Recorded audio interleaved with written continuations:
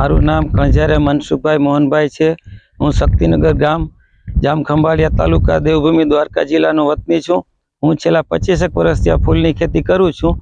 આ વર્ષે મેં થોડુંક વધારે વાવેતર કરેલું છે। ઓછામાં ઓછા 8,000નું પ્લાન્ટનું વાવેતર કરેલું હતું અને એક ગણતરી હતી કે 7 થી 8 લાખનું વેચાણ પણ થશે।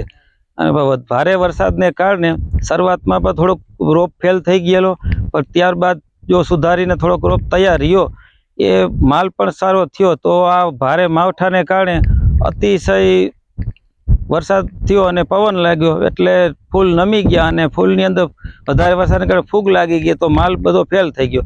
હાલમાં માલ ઘણો બધો છે પણ બધો બગડી ગયેલો છે। એટલે જે વેચાણ ગણતરી હતી કે વીઘે 60 થી લાખ આસપાસનું થશે, એ હવે કદાચ 10,000નું પણ નહીં થાય।